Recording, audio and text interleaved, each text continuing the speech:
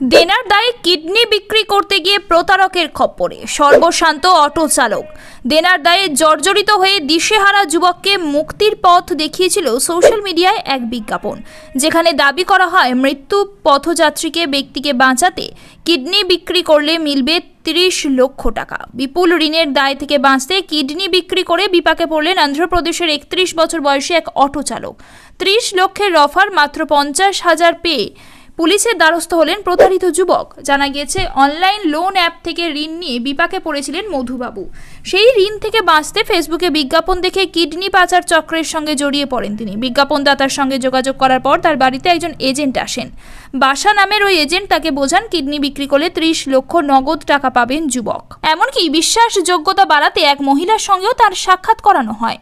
ওই মহিলা বধূকে আশ্বস্ত করেন তিনি নিজেও কিডনি বিক্রি করেছেন এবং সঠিক সময়ে কথা মতো টাকাও পেয়ে গিয়েছেন। কথার জালে ভুলেই কিডনি বিক্রিতে রাজিও হয়ে যান মধুবাবু। এরপর বিজয়ওয়াড়ার বিজয়া নামে এক সুপার স্পেশালিটি হাসপাতালে অস্ত্রোপচার হয় ওই যুবকের, যাতে কণামাত্র সন্দেহের অবকাশ না থাকে। তার জন্য অস্ত্রোপচারের আগে যার শরীরে কিডনি প্রতিস্থাপন হবে সেই রোগীর পরিবারের সঙ্গেও সাক্ষাৎ করানো হয় অটো চালকের। তার 50,000 টাকা যুবকের হাতে তুলে দিয়ে জানান অস্ত্রোপচারের পর বাকি 29,50,000 টাকা দেওয়া হবে। তবে কিডনি নিয়ে নেওয়ার পর চুক্তি অনুযায়ী বাকি টাকা আর দেওয়া হয়নি যুবককে। প্রতারিত হয়েছেন বুঝতে পেরে এরপর পুলিশের দ্বারস্থ হন ওই যুবক। ওই যুবকের অভিযোগ, আমার আর্থিক দুর্বলতার সুযোগ নিয়ে প্রতারণা করা হয়েছে আমার সঙ্গে। তারা কথার জালে জড়িয়ে আমায় বিশ্বাস করিয়েছিল একজন মৃত্যু পথযাত্রীকে প্রাণে বাঁচাতেই এই কিডনি নিচ্ছে তারা।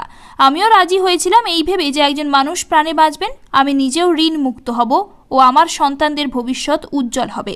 তবে পরে জানতে পারি গোটা বিষয়টাই ভুয়ো। এমনকি রোগীর পরিবার বলে যাদের সঙ্গে আমাকে দেখা করানো হয় তারাও সাজানো। এদিকে যে হাসপাতালে এত কাণ্ড, সেই বেসরকারি হাসপাতালের দাবি তারা কোনো বেআইনি কাজ করেননি, সম্পূর্ণ নিয়ম মেনেই ওই অস্ত্রোপচার হয়েছে। স্বেচ্ছায় কিডনি দান করতে রাজি হয়েছিলেন ওই যুবক। সেই মতো খাতায় কলমে রোগীর সম্মতি নিয়েই অস্ত্রোপচার করা হয়েছে। আমাদের বিরুদ্ধে যে অভিযোগ তোলা হচ্ছে তা সম্পূর্ণ ভিত্তিহীন।